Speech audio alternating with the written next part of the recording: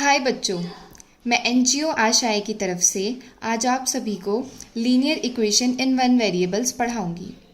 ये video group number 1 के बच्चे मोनिका, जैद, जेबा, स्नेहा, खुशबू, गीता, जतिन, रवि और लोकेश के लिए है।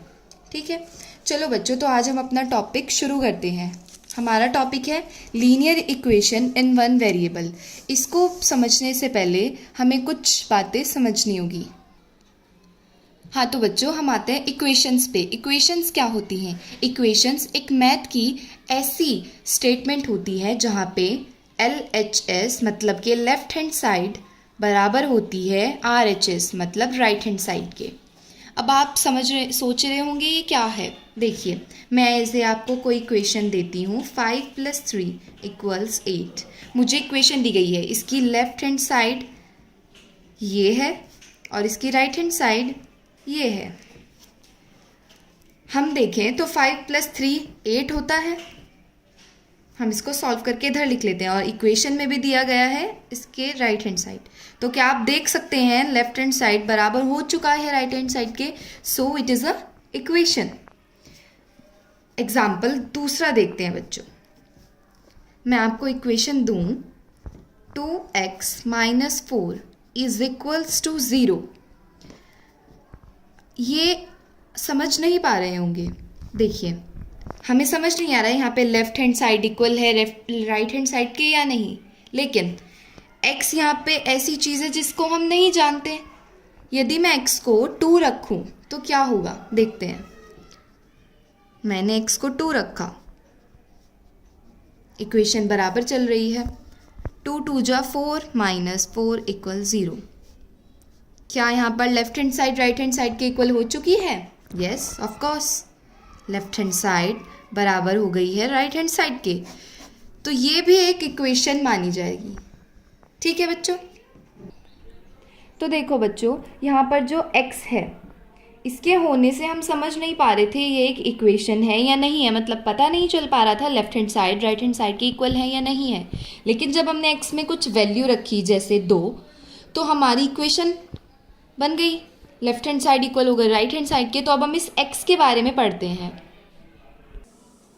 तो बच्चों, अब आपके पास आता है कांस्टेंट और वेरिएबल्स। कांस्टेंट क्या होता है?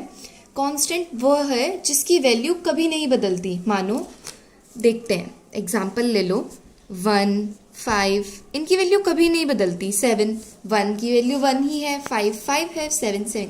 कभी सुना है 1 4 के बराबर हो गया या 5 6 के? नहीं, ऐसा कभी नहीं होता। इनकी वैल्यू फिक्स है। यदि मैं कहीं भी लिख दूं तो क्या आप इसको 12 बोल देंगे? यहाँ पर लिखा है 10 है या कहीं और लिखा होगा 12 हो जाएगा? नहीं, इसकी वैल्यू फिक्स है, that is it is constant. ये कांस्टेंट है। अब वेरिएबल्स देखते हैं। तो बच्चों, वेरिएबल्स वो होते हैं जिनकी वैल्यू हम बदल सकते हैं कभी भी, किसी भी स्टेटमेंट किसी भी इक्वेशन के अकॉर्डिंग इनकी वैल्यू बदल जाती है। आपके वेरिएबल्स को अलजेब्रिक वर्ड से रिप्रेजेंट किया जाता है, जैसे कि a, b, कुछ भी, जैसे x, y या z। मैं यदि आपको एक इक्वेशन दिखाऊं, जैसे मैंने पहले इक्वेशन दिखाई थी उसकी तरह देखते हैं। 3x + 1 10। अब बच्चों, यहाँ पे x क्या है? वेरिएबल जिसकी वैल्यू कभी भी चेंज हो सकती है। इसकी वैल्यू कुछ भी हो सकती है, 1 भी, 2 भी, 3 भी, हम नहीं जानते इसकी वैल्यू क्या है। इसकी वैल्यू वेरिएबल है, ये तो समझ सकते हैं आप, क्योंकि इसकी वैल्यू कुछ भी हो सकती है, फिक्स नहीं है। और यहाँ पे चलो देखते हैं इसकी वैल्यू क्या होगी। मैं देखूँ, यदि मैं इसको 3 पुट करूँ, सिंपली सॉल्व करते हैं। 3x = 10 - 1, ये आप जानते ही होंगे। प्लस इक्वल्स टू के दूसरी साइड जाने पे माइनस का साइन बन जाएगा, तो 10 - 1 हो गया। 3x = 9।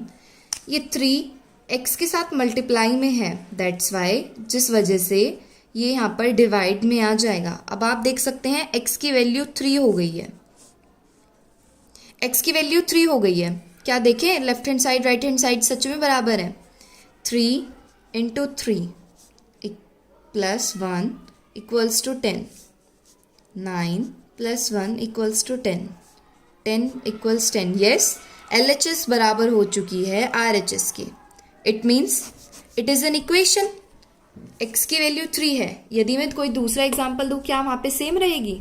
चलो तो दूसरा एग्जाम्पल देखते हैं। तो बच्चों, दूसरी इक्वेशन है x + 6 = 18। अब हम इसको सॉल्व करते हैं। 18 प्लस का 6 उधर जाकर -6 हो जाएगा। x बराबर 12, और पहली इक्वेशन में हमारा x 3 आ रहा था। x की वैल्यू यहाँ पर तो 12 है और वहाँ पर 3 थी, तो मतलब x की वैल्यू बदल रही है। इसी तरीके से इक्वेशन में कोई भी वेरिएबल होगा, उसकी वैल्यू टाइमली चेंज होती रहेगी। इक्वेशन के बेस पे चेंज होगी या किसी भी बेस पे चेंज होगी, लेकिन वो चेंज होती रहेगी। x, a, z ये सब वेरिएबल्स हैं, इनकी वैल्यू चेंज होना निश्चित है। पावर। तो बच्चों, अब हम आते हैं पावर ऑफ एन इक्वेशन पे। पावर ऑफ एन इक्वेशन क्या होती है, समझे। x² x³ आप समझ सकते हैं, यहाँ पर 1 होगा, यहाँ पर x की पावर 1, x की पावर 2, x की पावर 3। आपको ये जो एक्सपोनेंट, मतलब ये जो नंबर दिख रहे हैं ऊपर, इन्हीं को हम पावर बोलते हैं। अब मुझे बताइए, इसकी पावर क्या है? 1। इसी तरह इसकी पावर 2 और इसी तरह इसकी पावर 3। अब मैं आपको इक्वेशन में पावर समझाती हूँ। जैसे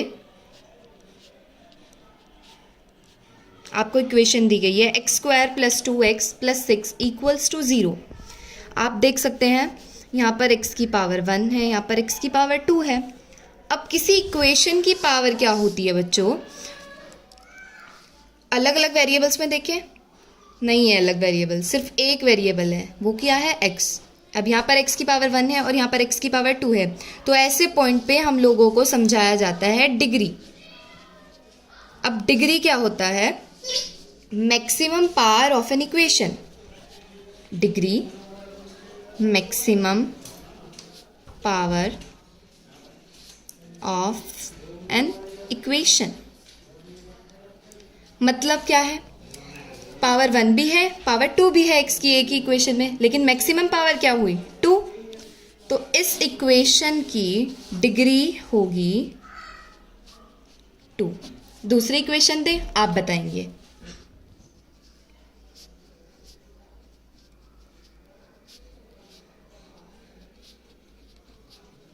आपको इक्वेशन दी गई है x³ + 4x² + 2x + 6 = 0। Power x की 1 भी है, 2 भी है और 3 भी है, तो डिग्री क्या होगी? यस, यहाँ पर डिग्री हो जाएगी इस इक्वेशन की 3, क्योंकि डिग्री क्या होती है? मैक्सिमम पावर, हाईएस्ट पावर, और हाईएस्ट पावर क्या है इस इक्वेशन की? 3, तो ये डिग्री हो जाएगी। तो बच्चों, अब हम आते हैं लीनियर इक्वेशन पे। लीनियर इक्वेशन वो होती है जिसकी डिग्री 1 होती है। जैसे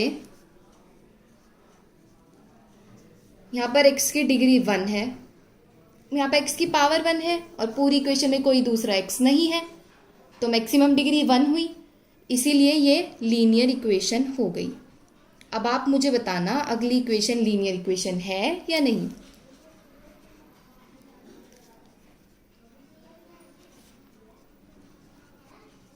यहाँ पर x की डिग्री 1 और x की डिग्री 2, तो मैक्सिमम डिग्री क्या हुई? मैक्सिमम पावर 2, तो डिग्री भी 2 हो जाएगी। लेकिन लीनियर इक्वेशन क्या होती है जिसकी डिग्री 1? तो ये लीनियर इक्वेशन नहीं है। आइए अब हम आपका पूरा टॉपिक समझते हैं, linear equation in one variable. Linear equation in one variable. अब यहाँ पे कुछ इक्वेशन गिवन्स हैं, अब हम उन्हें समझेंगे। 5x, क्या ये linear equation in one variable है? चेक करते हैं। लीनियर पावर 1 डिग्री 1, तो लीनियर हुई लीनियर इक्वेशन, और 1 वेरिएबल में यस x ही वेरिएबल सिर्फ, तो ये लीनियर इक्वेशन इन 1 वेरिएबल है। दूसरी देखते हैं, 2x - 3 पावर भी 1 है और डिग्री भी 1 है, लीनियर इक्वेशन हो गई, और एक ही वेरिएबल है तो 2x माइनस 3 भी linear equation in one variable. 3x plus y, power 1 है, डिग्री 1 है, लेकिन यहाँ पे दूसरा वेरिएबल भी आ गया y, तो ये इन वन वेरिएबल नहीं हुई, ये linear equation in one variable नहीं है। 2x वाई प्लस 5, यहाँ पर भी दो वेरिएबल्स आ गए, ये भी linear equation in one variable नहीं है। 3y माइनस 7, पावर भी 1 है, डिग्री भी 1 है, लेकिन वेरिएबल भी 1 है, तो ये linear equation in one variable है। यहाँ पे तीन तीन वेरिएबल हैं, तो ये तो बिल्कुल भी linear equation in one variable नहीं होगी। x y z तीनों अलग अलग वेरिएबल्स हुए ना।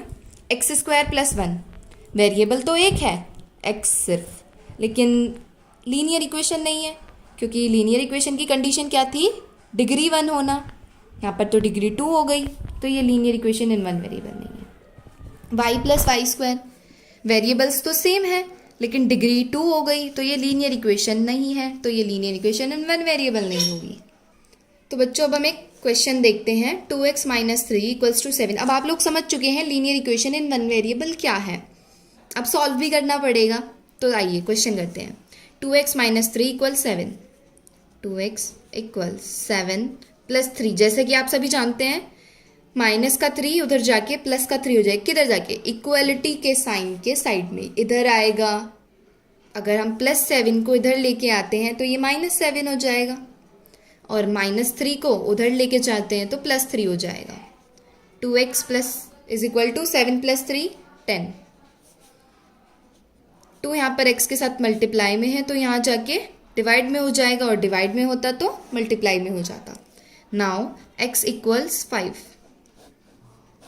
अब हम x की वैल्यू निकाल चुके हैं, लेकिन ये इक्वेशन हम LHS RHS को भी चेक करेंगे। LHS देखिए, आपकी LHS है 2x माइनस 3, यहाँ पे x को पुट करते हैं, हमने x अभी निकाला है ना 5, हमने पुट किया, 2 5 जा 10 माइनस 3 7 हो गया, और RHS हम लोगों को गिवन है ऑलरेडी 7, क्वेश्चन में देख सकते हैं आप। तो अब देखिए यहाँ पे LHS बराबर हो गया RHS के, हमारा x की वैल्यू सही है। तो बच्चों अब दूसरा question, x by 3 plus 5 by 2 equals to minus 3 by 2। हमें यहाँ पर भी x की वैल्यू निकालनी है। तो देखो बहुत सिंपल है, आपको दिया गया है, अब आप इसे इधर ले जाइए, क्योंकि वेरिएबल्स और कांस्टेंट आपस में कभी ऐड या सब्सट्रैक्ट नहीं होते। वेरिएबल्स वेरिएबल्स के साथ ऐड होते हैं और कांस्टेंट कांस्टेंट के साथ। समीशन समीशन और सब्सट्रैक्शन कांस्टेंट और वेरिएबल्स का अलग अलग होता है, लेकिन मल्टीप्लिकेशन और डिविजन ये आपस में कर सकते हैं, आगे एग्जाम्पल में समझेंगे। तो हम कांस्टेंट को उधर ले जाते हैं, प्लस 5 बाई 2 इधर जाके हो जाएगा minus 5 by 2, x by 3 equals, LCM लेने की ज़रूरत नहीं है, दोनों का डिनोमिनेटर सेम है।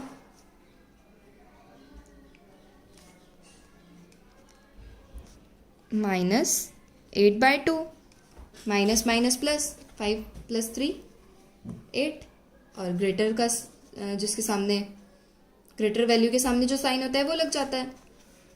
अब आप यहाँ पे आपका 3 डिवाइड में है, उधर जाके मल्टीप्लाई में हो जाएगा। सो आपकी x की वैल्यू हो जाएगी x equals to minus 24 by 2।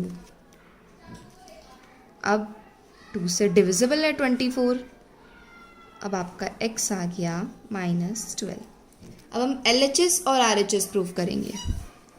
देखो आपका LHS है बच्चों x by 3 plus 5 by 2।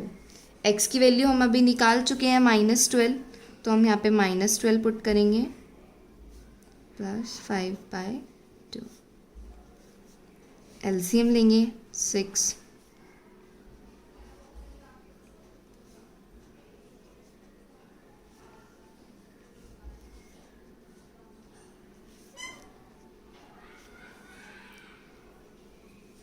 Minus 9 bye 6 minus 3 by 2, और आपका RHS भी आपको गिवन है इक्वेशन में माइनस 3 बाय 2।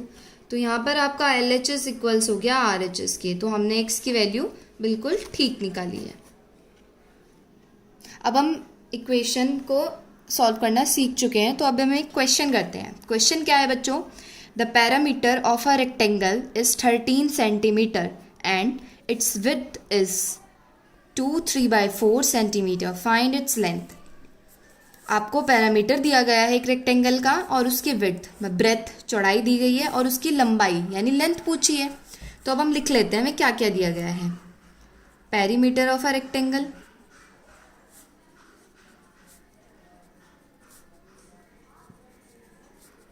थर्टीन सेंटीमीटर है।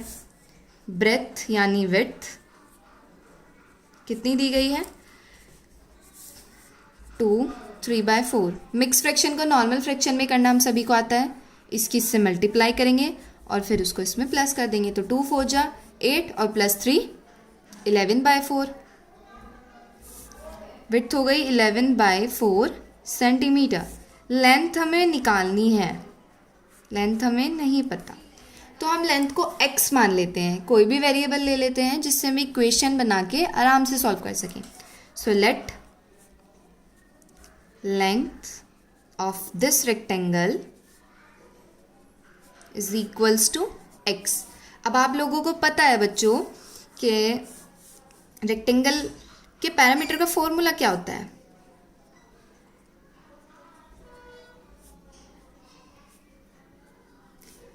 ये होता है 2 into लेंथ प्लस ब्रेथ। अब हम यहाँ पे गिवन वैल्यूज रखेंगे। पैरामीटर दिया गया हमें 13 सेंटीमीटर, लेंथ हमने x मानी है अभी के लिए और ब्रेथ 11/4। बहुत सिंपल है। अब आपको पहले आप ब्रैकेट ओपन करेंगे, तो 2 into x 2x, 2 into 11/4 आपका 11/2 हो जाएगा। देखिए 11/4, 2 into 11/4 कैंसिल हो जाएगा 2, दैट्स वाई ये 11/4 2 हो गया। ठीक है, अब ये वेरिएबल है और ये दोनों कांस्टेंट है, तो कांस्टेंट कांस्टेंट आपस में एडिशन या सब्सट्रैक्शन शो करेंगे। तो हम इस कांस्टेंट को इधर ले जाते हैं, ये इधर आके +11/2 से -11/2 हो चुका है और इधर 2x। एलसीएम लेंगे 2, 26 - 11 = 2x, 15/2 = 2x, 26 - 11 = 15। अब आपका 2 यहाँ पे मल्टीप्लाई में है लेकिन यहाँ जाके डिवीज़न में हो जाएगा। 2 × 2 = 2x। आपका x आ गया है 15/4। इट मीन्स आपकी लेंथ क्या है? लेंथ आ चुकी है 15/4 सेंटीमीटर। यूनिट लिखना सबसे ज़्यादा ज़रूरी है। चेक करें हमने लेंथ सही निकाली है या नहीं। Let us check. देखो बच्चों, हम जानते हैं अब हमारे पास लेंथ आ चुकी है 15/4 सेंटीमीटर और ब्रेथ आ चुकी है, ब्रेथ तो पहले से ही गिवन है, 11/4 सेंटीमीटर। अब हम पैरामीटर निकालते हैं, यानी 2 × l + b, 2l 15/4, 11/4 ब्रेथ हो गई। अभी इसको ऐसे ही रखते हैं, एलसीएम लेने की ज़रूरत नहीं है, डिनोमिनेटर सेम है। 26/4,